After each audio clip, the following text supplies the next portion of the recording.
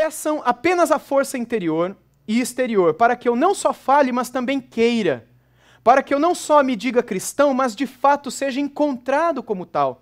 O desejo de Inácio era de continuar firme e corajoso, porque ele era homem como eu, como vocês, ele era de carne e osso.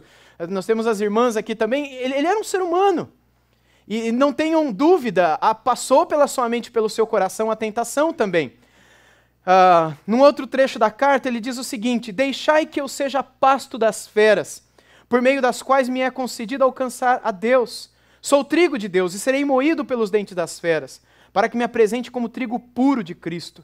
Ao contrário, acariciai as feras, para que se tornem minha sepultura, e não deixem nada de meu corpo, para que eu não pese a ninguém.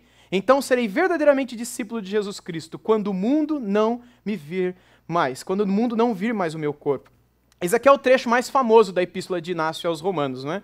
E inspirou as últimas palavras de muitos mártires, especialmente esse trecho, não é? Sou o trigo de Deus, e serei moído pelos dentes das feras, para que me apresente como trigo puro de Cristo. Algumas versões, algumas traduções dizem para que eu me torne o pão puro de Cristo. Enfim, Inácio desejou que as feras fossem bem tratadas, bem cuidadas, a fim de que elas pudessem comê-lo e devorá-lo tranquilamente, todo o seu corpo, não é? As feras seriam a sua sepultura, e Inácio desejou não dar trabalho para ninguém. Que elas comam tudo, que não sobre nenhuma unha, e que eu não seja pesado para ninguém, porque quando minha vida aqui findar, eu me apresentarei diante do Senhor lá. Por que disso? Bem, ele continua um pouquinho mais, dizendo o seguinte: suplicai a Cristo por mim, para que eu, com esses meios, seja a vítima oferecida a Deus. Não vos dou ordens como Pedro e Paulo, eles eram apóstolos, eu sou um condenado. Eles eram livres, e eu até agora sou um escravo. Contudo, se eu sofro, serei um liberto de Jesus Cristo, e ressurgirei nele, como pessoa livre, acorrentado. Aprendo agora a não desejar nada. Irmãos, aqueles que recebiam o dom de martírio, como Inácio recebeu, e era esse o entendimento que os cristãos tinham naquela época. O martírio era um dom, eles viam o martírio como um dom de Deus.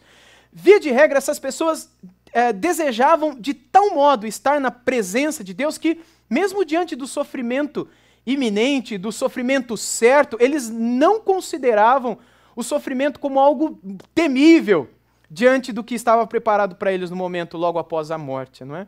Para eles, pior do que ter o corpo queimando era ter a alma e o corpo também por toda a eternidade no inferno. Bem, enfim, ele segue com as seguintes palavras: possa eu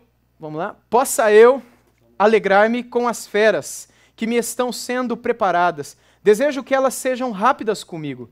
Acariciá-las-ei, para que elas me devorem logo.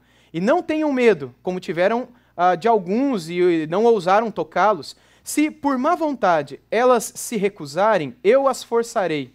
Perdoai-me se o que me convém, sei o que me convém, agora estou começando a me tornar discípulo. A compreensão que Inácio tem aqui sobre o martírio era de que o martírio é um presente de Deus. Um presente para completar a carreira de santidade dele nesse mundo. Com o martírio, ele completa a sua carreira.